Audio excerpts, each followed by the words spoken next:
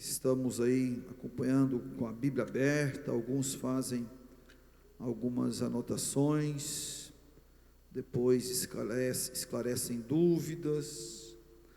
Nós queremos pensar sobre algumas recomendações do apóstolo Paulo à igreja.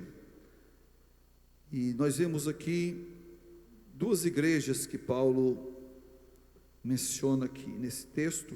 Paulo escreve aos Romanos, a igreja que estava em Roma, como também no segundo texto que nós lemos, Paulo ministra a igreja que estava em Tessalônica. E ele chama a nossa atenção, ou a atenção da igreja, sobre o modo que nós devemos andar, a maneira que nós precisamos nos conduzir, nos comportar como povo de Deus que somos. E o apóstolo Paulo, escrevendo aos Tessalonicenses, primeira carta, capítulo 4, Paulo faz menção da santificação. Nós estávamos aqui na escola bíblica dominical no domingo, um assunto que foi muito sugestivo, e a irmã Vânia fez menção da carta de Pedro, que o apóstolo recomendou a vivermos em santidade, dizendo: seja santo, porque eu, Senhor, sou santo. Então Deus é santo, nós somos seu povo, precisamos ser santos assim como Ele é. Então, na carta aos Romanos, o apóstolo, quando nós lemos a partir do verso 1, nós vemos aqui, ele iniciando dizendo sobre que não há a condenação para aqueles que estão em Cristo, para aqueles que não andam segundo a carne, mas que andam segundo o Espírito.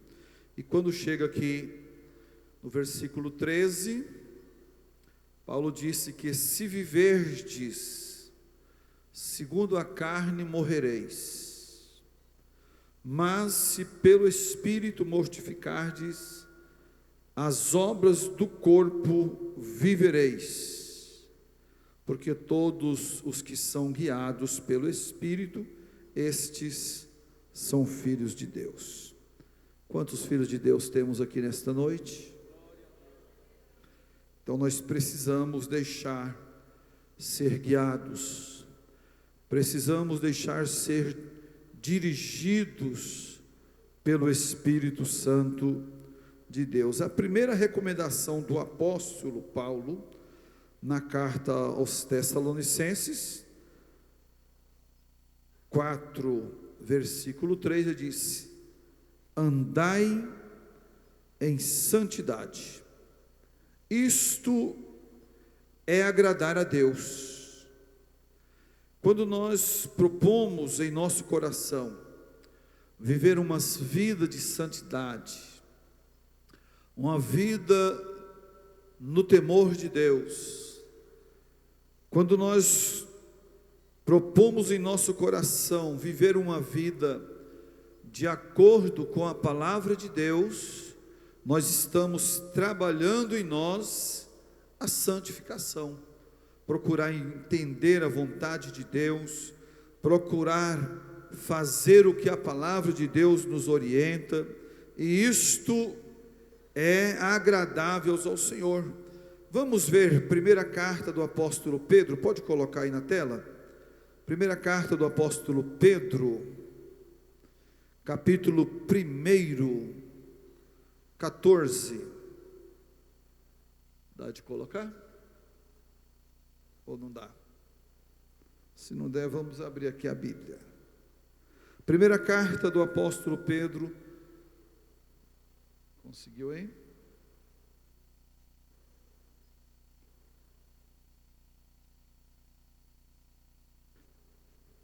Alguém pode nos ajudar fazendo a leitura? Primeira carta de Pedro, capítulo 1, verso 14. Pega o microfone. Não vos conformando com as concupiscências que antes havia em vossa ignorância. Repetindo. Como filhos obedientes, não vos conformando com as concupiscências que antes havia em vossa ignorância. Pode continuar até o 19. Mas, como é santo aquele que vos chamou, sede vós também santos. Veja bem, irmãos, como é santo aquele que vos chamou, sede vós também santos. Ou santo, né? 17. Em toda a vossa maneira de viver, porquanto escrito está, sede santos, porque eu sou santo. E se invocais por Pai aquele que, sem acepção de pessoas, julga segundo a obra de cada um, andai em temor durante o tempo da vossa peregrinação. Veja bem a recomendação, a parte B do versículo 17. Andai em temor durante o tempo da vossa peregrinação. Então, enquanto nós estivermos aqui, estamos peregrinando, um dia vamos encontrar com Cristo. Andai em temor. 18 e 19. Pode ler, Pedrinho. Sabendo que não foi com coisas corruptíveis, como prata ou ouro, que fostes resgatados da vossa vã maneira de viver, que, por tradição, recebeste de vossos pais. Mas, com o precioso sangue de Cristo, como de um cordeiro imaculado e incontaminado. Amém, glória a Deus. Coloca aí para mim, ainda o verso 22 do mesmo capítulo. Olha bem. Purificando a vossa alma na obediência à verdade, para a caridade fraternal não fingida, amai-vos ardentemente uns aos outros com o coração puro. Então nós precisamos purificar a nossa alma na obediência à verdade. Que verdade é esta palavra? Então aqui está a primeira recomendação do apóstolo Paulo, e como também o apóstolo Pedro nos assegura a mesma necessidade. Nós precisamos viver, irmãos, para agradar a Deus.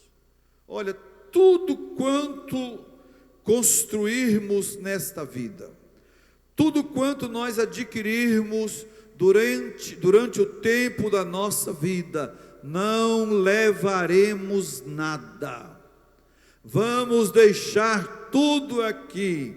Mas se vivemos uma vida de temor, se vivemos uma vida de santidade, glória a Deus, com certeza, ao partirmos daqui, os céus nos espera. Glória a Deus. Quantos desejam ir para lá? Louvado seja o nome do Senhor. Muito bem, eu anotei algumas coisas aqui. Olha bem, todos vivem para agradar alguém. E assim, na nossa vida secular, nós vivemos e queremos agradar alguém, queremos agradar pessoas, mas muitas pessoas são diferentes. Existem pessoas que vivem para agradar a si mesmas, existem pessoas que são insensíveis às necessidades alheias ou dos outros.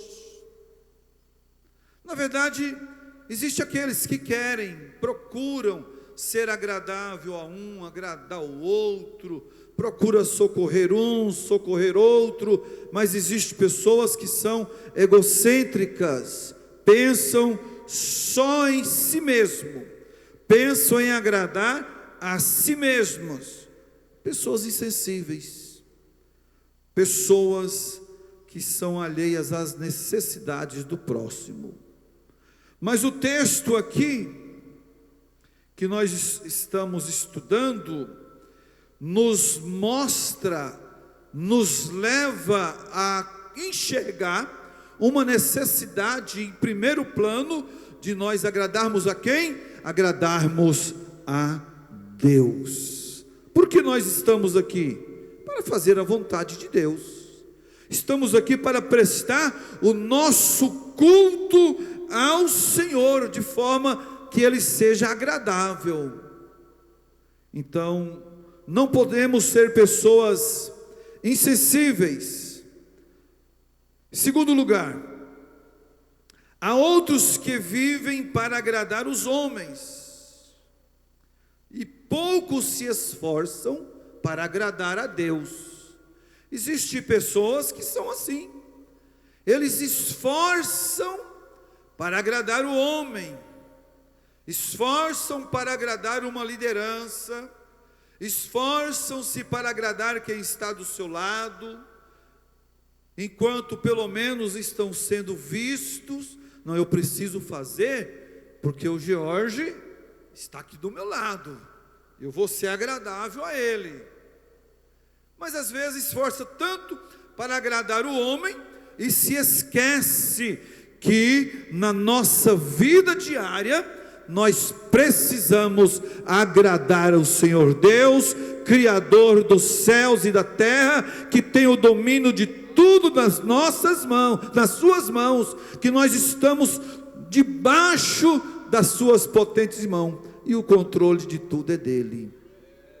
Então, irmãos, nós não podemos ser pessoas que estamos vivendo simplesmente para agradar a homens, e não nos esforçamos para agradar ao Senhor. Eu preciso agradar a Deus, eu preciso fazer a vontade de Deus, eu preciso conhecer qual é a vontade de Deus, para que eu possa cumprir com a sua vontade e ser agradável ao Senhor. Mas as pessoas que não, eles procuram agradar os homens, e são insensíveis quanto a Deus, não se esforçam para agradar a Deus. Mas por outro lado também, existem aquelas pessoas que eles procuram viver uma vida pautada pela palavra de Deus. Existem pessoas que têm temor de Deus no coração. Quando ele faz alguma coisa que ele pensa que ele feriu os princípios bíblicos, ele já se preocupa. Meu Deus, será que eu errei? Será que eu falhei? Como Deus está me vendo diante dessa situação? Pessoas que se preocupam. Eu anotei aqui, olha, agradar a Deus deve ser a principal motivação da vida cristã.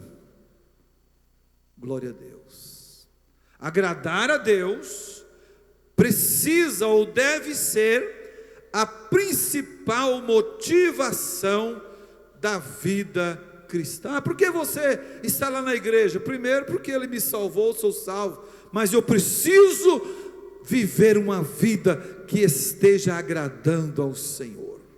Eu preciso renunciar os meus desejos, eu preciso renunciar às minhas vontades, eu preciso renunciar aquilo que é meu próprio. Para quê? Para que eu possa fazer a vontade do meu Senhor.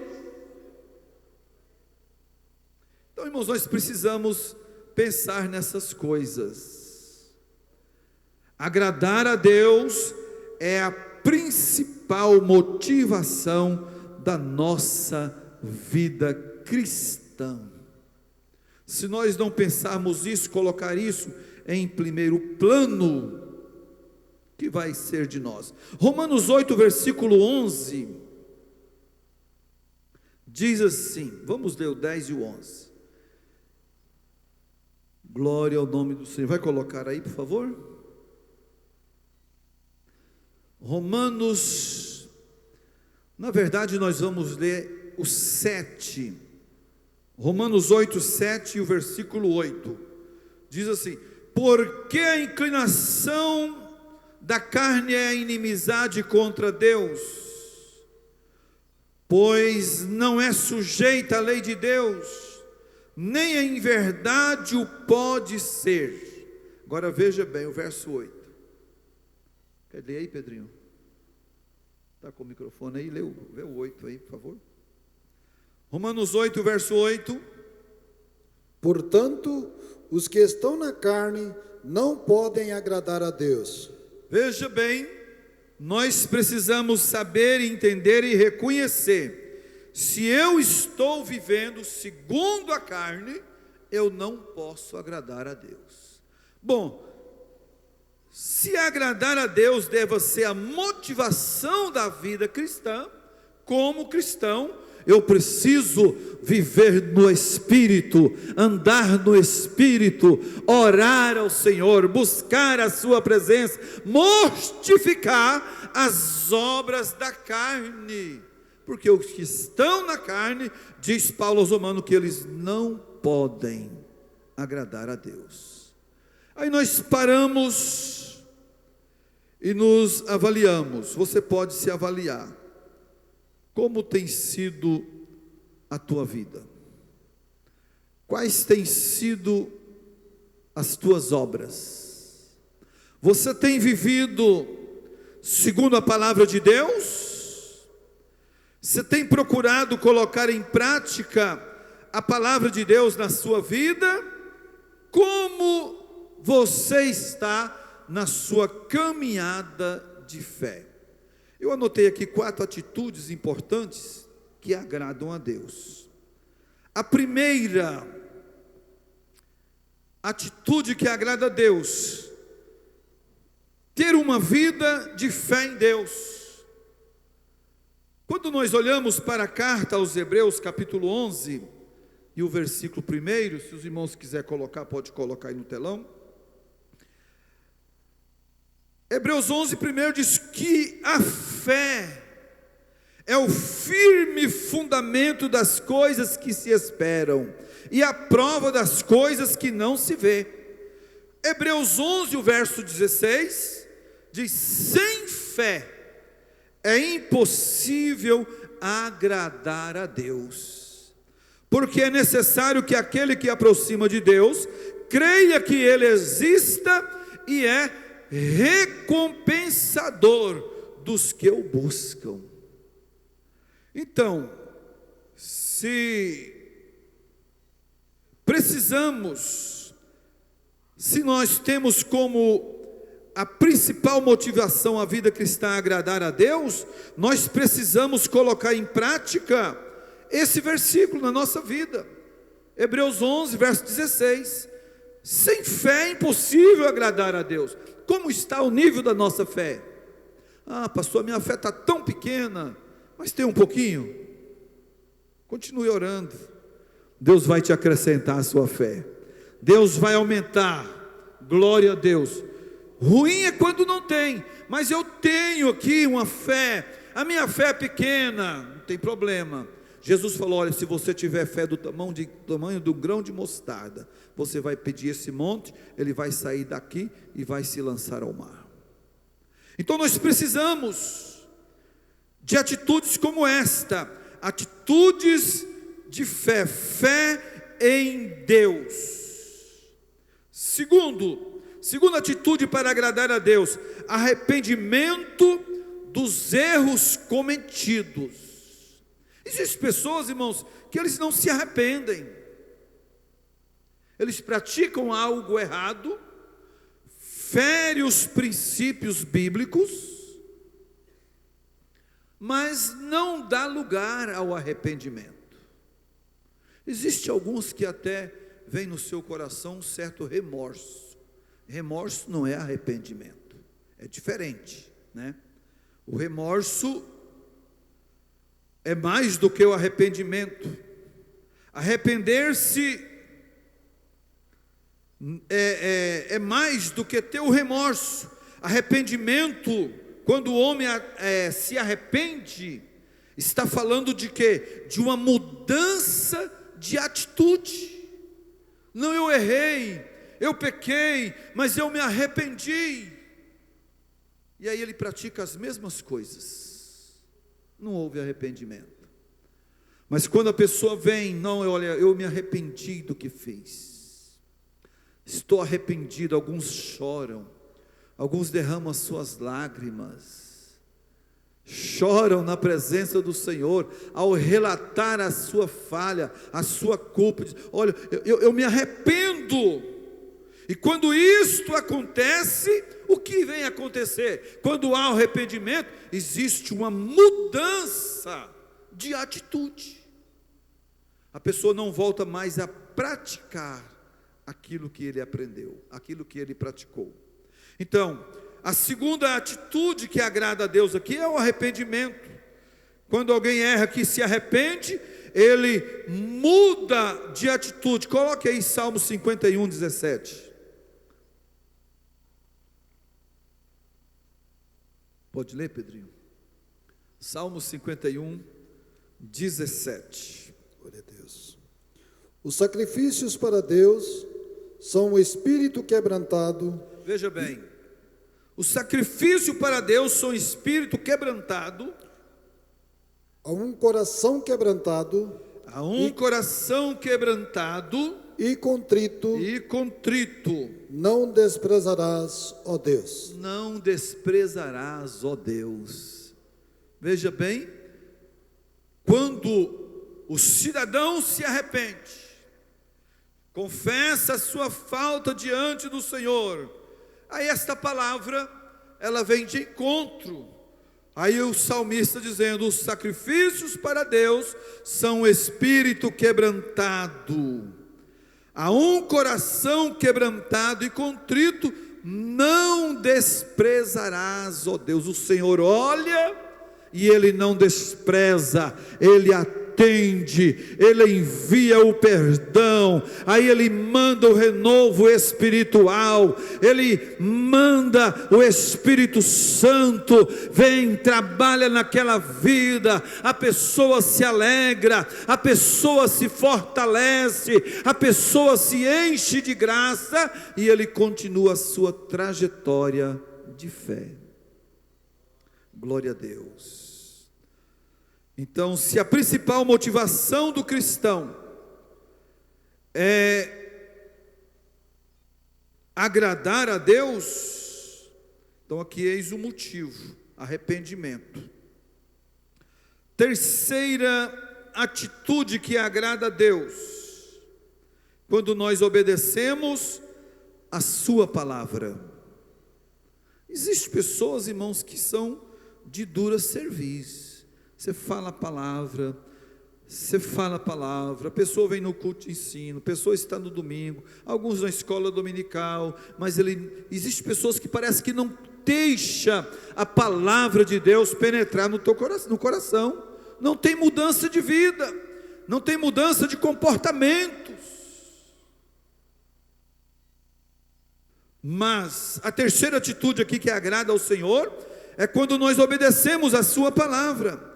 E a Bíblia, ela nos ensina que o obedecer é melhor do que oferecer sacrifício. Existem pessoas que preocupam com o sacrifício.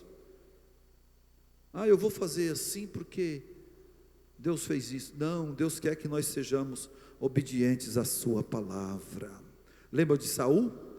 Lá em primeiro livro de Samuel, capítulo de número 15, 22, quando Saul recebe uma ordem de Deus, eu disse isso aqui, não sei se foi na escola dominical, ou se foi no culto, que era para exterminar com os amalequitas, com o rei Agag, e ele poupou o rei, os animais. E quando Samuel chega, que ele ouviu o mugido do gado, o balido das ovelhas, Saul, o que está acontecendo aí? Aí ele falou, não, foi os soldados deixou aí o melhor do gado, das ovelhas, para oferecer sacrifícios a Deus. e poupou também a vida do rei. E Samuel disse: por que foste negligentes a palavra de Deus? Disse: não, eu cumpri com a palavra de Deus. Ainda questionou com Samuel. Samuel pede uma espada, mata o rei e também todos os animais. Aí disso aqui é a palavra. Leia aí, Pedrinho, 1 Samuel capítulo 15, 22. Porém Samuel disse: tem porventura o Senhor tanto prazer em holocaustos e sacrifícios, como em que se obedeça a palavra do Senhor? Eis que o obedecer é melhor do que o sacrificar, e o atender melhor do que a gordura de carneiros. Veja bem, a palavra que Samuel disse, que o Senhor disse ali: o obedecer é melhor do que o sacrificar. Então, irmãos, a terceira atitude nossa, para nós agradarmos a Deus, nós precisamos ser obedientes à sua palavra. Não esqueça isso. Seja obediente. Ah, não, isso é ordem de homem. Não, isso é ordem de pastor, é ordem de... Não, é a palavra de Deus. E nós precisamos, irmãos, ser obedientes à palavra de Deus, porque é por ela que nós vamos alcançar a vida eterna. Jesus disse para os fariseus, recomendando: olha, vocês precisam examinar as Escrituras, porque cuidais ter nela a vida eterna, e são elas que de mim testificam. Mas não é só a gente examinar, mas precisamos ler, examinar, mas precisamos colocar em prática na nossa vida diária. Glória a Deus. Em quarto lugar, quarta atitude, precisamos ser sinceros e íntegro de coração. Prepara aí 1 Crônicas 29, 17. Deus ama a sinceridade, e por isso nós precisamos ter vida verdadeiras. Lá fora no mundo eles têm um ditado assim: tem gente que a gente olha nele, ele já parece a mentira. Tem gente que se olha assim, ele já parece com a mentira. Eu trabalhava em Cuiabá, e lá tinha um mecânico na empresa, e ele não trabalhava sem beber bebida alcoólica. De frente à empresa tinha um bar. Ele chegava de manhãzinha, ele não ia para a empresa, ele ficava na porta do bar. O bar abria primeiro do que a empresa que trabalhava. Ele já ficava lá, e ele já dizia: me dê uma. E ele tomava uma, duas, três, aí ele ia trabalhar. Se ele não bebesse, ele ficava tremendo. Aí ele foi fazer um teste na Grecovel Veículos, que é a agência da Ford, lá em Cuiabá, uma das agências da Ford. E ele foi, fez os testes, e aí foi passar pela psicóloga. E ele sentou, o nome dele era Manuel. E ele sentou aqui, a psicóloga ali, conversando com ele, olhou alguns dados dele, e olhou para ele e disse: seu Manuel, o senhor parece que gosta de um mezinho, né? O jeito dele, irmãos, se olhava para ele de manhã, parecia que ele estava bêbado. E ele disse: olha, doutor, eu como até a abelha. Falou: eu como até a abelha, não gosto só do mezinho, não. Mas assim, contudo, eles ainda contrataram ele. Ele foi trabalhar na empresa. Depois eu mudei de Cuiabá, não sei o destino final dele. Mas a verdade, irmãos, é que aqui está dizendo que Deus ama a sinceridade, e por isso nós precisamos ter vidas verdadeiras. Existem pessoas que não têm temor, mente até na igreja, mente para o ministério, mente para a liderança do círculo de oração, mente para a regente, mente para um, mente para o outro, e aí é difícil depois você acreditar no que a pessoa vai dizer quando ele falar uma verdade.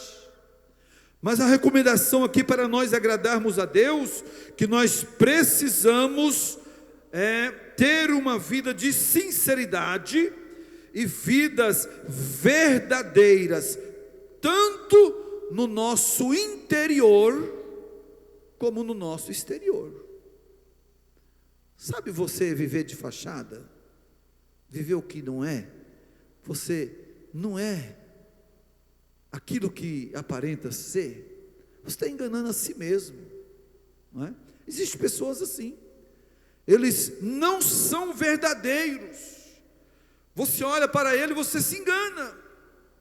Mas para nós agradarmos a Deus, que é a nossa principal motivação da vida cristã, nós precisamos ser verdadeiros, tanto no nosso interior, como no nosso exterior. A Bíblia diz o quê? Assim falai, assim procedei. Mas existem pessoas que você se relacionam, conversam, você fica pensando, mas será que é isso mesmo? Será que essa pessoa está falando a verdade? E aí, fica aquela dúvida. Mas leia aí, Pedrinho, 1 Crônicas, capítulo 29, 17. 1 Crônicas. E bem sei eu, Deus meu, que tu provas os corações e que da sinceridade te agradas. Eu também, na sinceridade do meu coração, voluntariamente dei todas estas coisas, e agora vi com alegria que o teu povo, que se acha aqui, voluntariamente te deu. Veja bem, bem sei eu, Deus meu, que tu provas os corações, que da sinceridade te agradas. Olha, eu posso dizer 1000 palavras, mas o Senhor Deus está olhando lá e vendo e provando a sinceridade do coração. Então, irmãos, como servos de Deus que nós somos, para agradarmos a Deus, nós precisamos observar isso aqui: fé, arrependimento, obedecer a palavra e agir com sinceridade. Glória ao nome do Senhor Jesus. Agradar a Deus significa mais do que simplesmente fazer a sua vontade. Ah não, eu estou aqui na casa de Deus, né? Eu vim aqui para cumprir com a palavra. Alegrei-me quando me disseram, vamos à casa do Senhor. Eu já estou aqui, eu estou agradando a Deus. É mais do que isso. Porque às vezes alguém está aqui, mas não está cultuando. Às vezes alguém pode estar aqui, mas o seu coração, o seu pensamento está em outra parte. Então agradar a Deus, irmãos, vai além. Agradar a Deus não é simplesmente dizer, não, eu estou aqui para fazer a sua vontade. Não, vai além disso. Quem era Jonas? Jonas era um profeta, servo de Deus, estava na posição de homem de Deus, e quando Deus disse, Jonas, levanta-te, vai a Nínive e pregue a minha palavra, e Deus deu a ele a palavra. Era profeta, era homem de Deus, mas o que ele fez? Ele fugiu de diante do Senhor. Então não justifica a gente dizer que simplesmente nós vamos fazer a sua vontade. Ele procurou fugir. De fato, Deus, depois que ele toma um rumo diferente, tomou um navio para Jope, e lá o Senhor manda uma tempestade ao mar. Ele estava no porão do navio, e os marinheiros lutando para que aquela embarcação não sofresse um naufrágio, foi jogando toda a fazenda fora. Mas aonde estava Jonas? Era um profeta, era um homem de Deus, mas ele estava fora da direção de Deus. Então, irmãos, agradar a Deus não significa simplesmente fazer a sua vontade. Ali ele saiu do projeto. Aí alguém encontrou ele lá: rapaz, o que você está fazendo aí? Leva ele lá para o capitão do navio, disse: olha, encontramos esse homem. Aí começaram a interrogar: quem és tu? De onde tu és? Quem é o teu Deus? E ele foi falando: sou hebreu, sirvo ao Senhor, e ele me deu uma missão, e eu estou fugindo dela. Era para eu estar indo para Nínive. Eu peguei esse navio, e contou a sua história. Se agora, o que nós vamos fazer para que o mar se acalme? Pô, só tem um jeito: me lance no mar. E eles ficaram temerosos. Primeiro, já tinha relatado que servia ao Deus Todo-Poderoso. Deus tinha dado a ele uma missão: como nós vamos lançar esse homem no mar? Mas lançaram, fizeram lá suas orações, e quando lançou ao mar, acalmou a tempestade, houve bonança. Aí ele foi, o peixe o tragou, ficou 3 dias no ventre do peixe, e ele disse que lá das entranhas do peixe, lá na profundidade do inferno, ele clamou a Deus, e Deus ouviu. Veja a bondade de Deus, irmãos. Um homem fora da direção, mas lá no ventre do peixe, ele se arrependeu, ele orou a Deus. Aí Deus dá ordem ao peixe: volta lá, vomita ele na praia. 3 dias viajando no ventre do peixe. Foi lançado na praia, e ele pega o seu destino a Nínive, e lá em Nínive ele pregou a palavra, mas descontente, porque a palavra de Deus diz que ele ficou lá fora, olhando para ver a destruição da cidade. E quando Deus perdoou o povo, ele disse: eu sabia, é por isso que eu não queria ter vindo. Fez lá, nasceu lá uma aboboreira, fez uma sombra, Deus permitiu que aquela aboboreira morresse, e ele questionou porque a sua calva se queimou. Aí Deus disse: rapaz, tu está preocupado com a aboboreira que não foi tu que plantaste? Não teria eu misericórdia de quase 120 mil pessoas que se arrependeram? Está vendo a questão? Era um homem de Deus, mas, como disse aqui, não significa, agradar a Deus não significa mais do que simplesmente fazer a sua vontade. Olha, Jonas ouviu de Deus, mas não teve um coração submisso para cumprir a sua ordem. Jonas ouviu de Deus, mas não teve um coração submisso para cumprir com a sua ordem. E quantas vezes acontece conosco? Nós ouvimos de Deus, Deus fala conosco, Deus nos chama à responsabilidade, Deus nos chama ao arrependimento, mas nós insistimos naquilo que nós pensamos, nós insistimos naquilo que achamos que é correto. Deus está chamando, Deus está falando conosco, Deus está nos orientando, mas está faltando o que em nós? Está faltando submissão à vontade de Deus. Mas se nós queremos uma vida de vitória, nós precisamos cumprir com a vontade do Senhor em nossa vida. A nossa obediência, irmãos, ela, com base lá em Efésios 6,6, veja bem o que diz lá, Efésios 6,6. Conseguiu aí?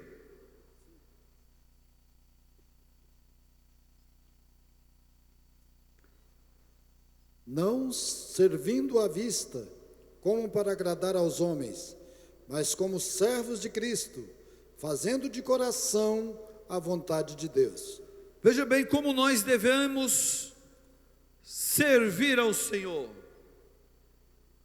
Paulo, escrevendo aos Efésios, ele diz: olha, não servindo à vista, como para agradar aos homens, mas como servos de Cristo, fazendo de coração a vontade de Deus. Nós precisamos fazer com alegria. Não, eu vou fazer porque é para o meu Deus. Eu vou fazer porque eu não era digno, Ele me chamou para a salvação, Ele me perdoou, Ele levou sobre si as minhas angústias, as minhas necessidades, Ele levou sobre si as minhas dores.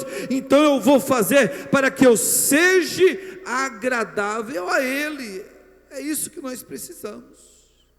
Não fazer para ser visto ou à vista, glória a Deus, como para agradar os homens, porque nós devemos viver uma vida de obediência à palavra de Deus.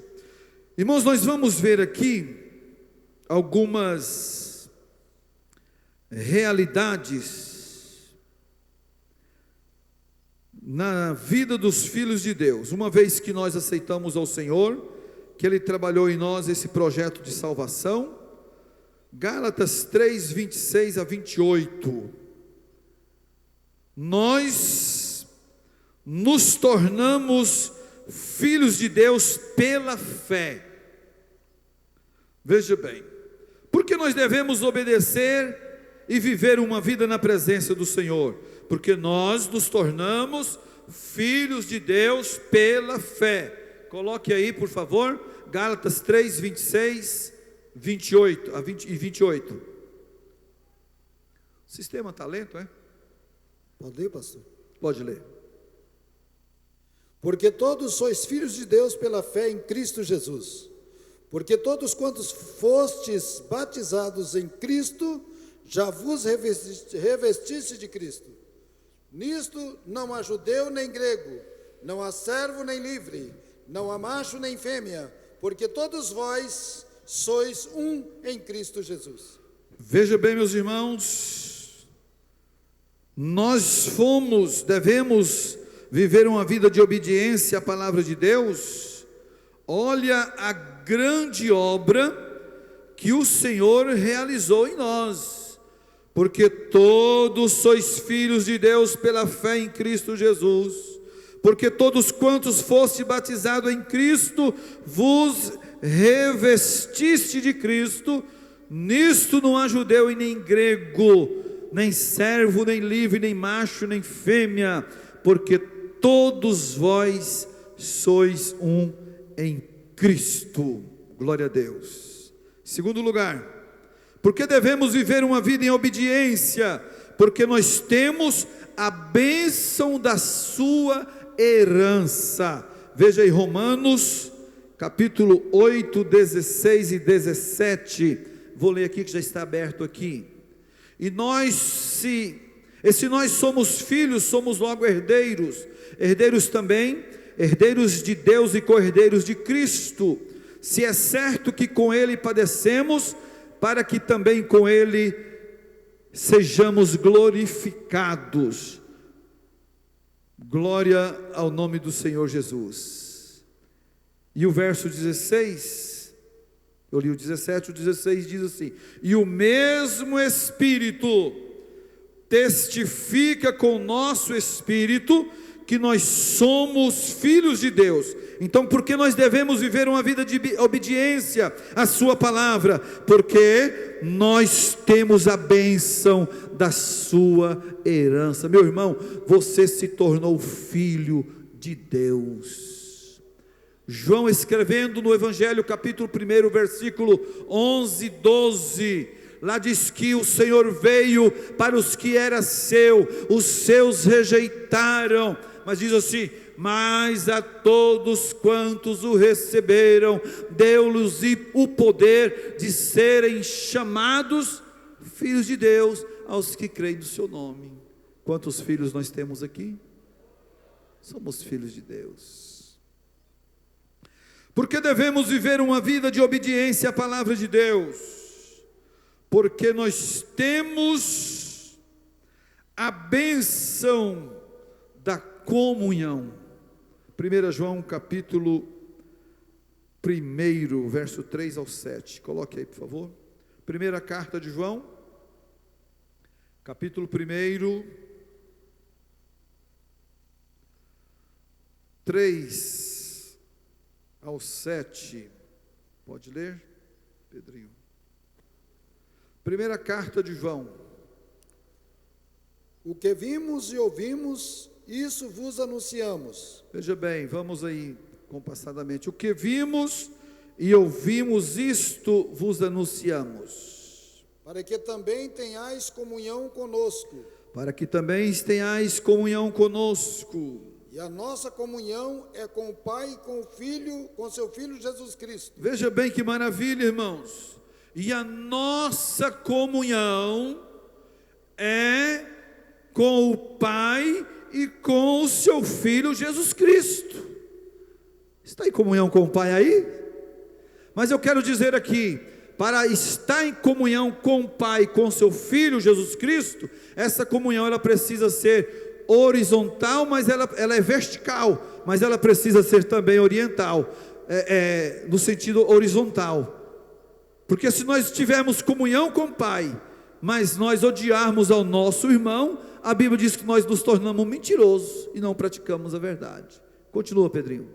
Estas coisas vos escrevemos para que o vosso gozo se cumpra. 5. E esta é a mensagem que dele ouvimos e vos anunciamos, que Deus é luz, e nele não há treva nenhuma. 6. Se dissermos que temos comunhão com ele e andamos em trevas, mentimos. Veja bem, irmãos, as nossas atitudes, os nossos caminhos. Olha, se dissermos que temos comunhão com ele e andarmos em trevas, nas más obras, praticando obras más, ele diz aqui, mentimos e não praticamos a verdade. Como estão as suas obras?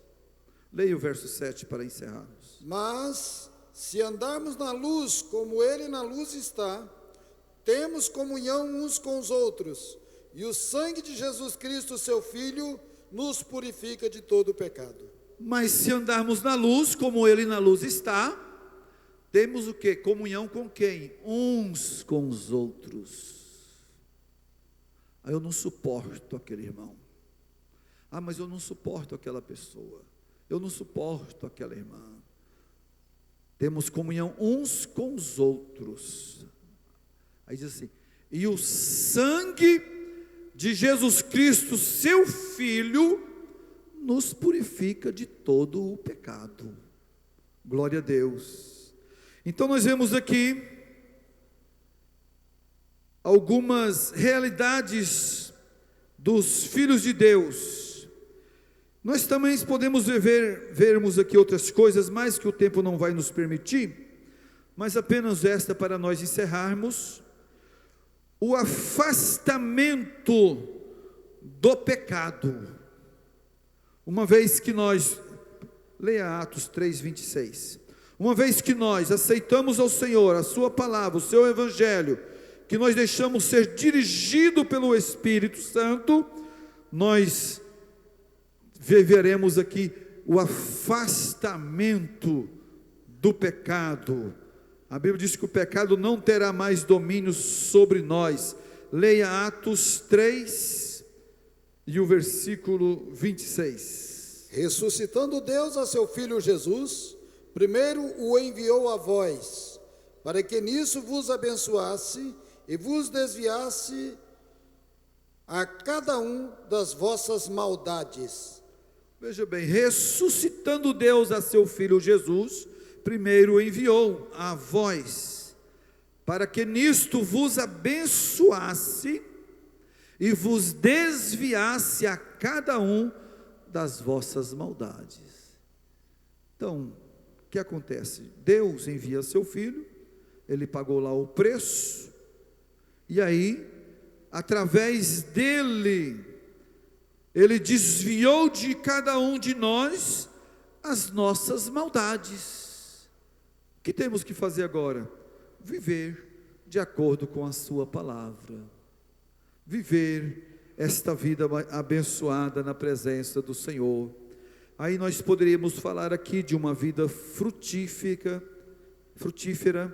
Romanos 7:4, nós poderíamos falar de uma esperança viva, Romanos 8:11, e que também, segundo escreve Paulo, a primeira carta aos Tessalonicenses, capítulo 4, verso 14, nós seremos participantes do arrebatamento. Glória ao nome do Senhor. O que acontece quando o cristão é guiado pelo Espírito de Deus? Primeiro, ele possui o Espírito de Jesus. Segundo, ele goza de um lugar privilegiado com o Pai. Terceiro, são disciplinados pelo Pai. Quarto, são transformados pelo Pai. Quinto, seremos recebidos em glória. É o que Deus tem preparado para a igreja, para todos nós. Mas precisamos, irmãos, cumprir isto aqui. Tessalonicenses, pelo menos, primeira carta, 4:3. Esta é a vontade de Deus, a vossa santificação. Vamos santificar a nossa vida, vamos andar em temor, vamos procurar fazer a vontade de Deus, vamos perdoar uns aos outros, não vamos ser queixosos de uns para com os outros, queixar do irmão, falar mal do irmão. Não, irmãos, vamos ser agradáveis a Deus. Você pode dar glória ao nome do Senhor Jesus? Amém? Deus abençoe sua vida em nome de Jesus. Nós vamos ouvir as crianças.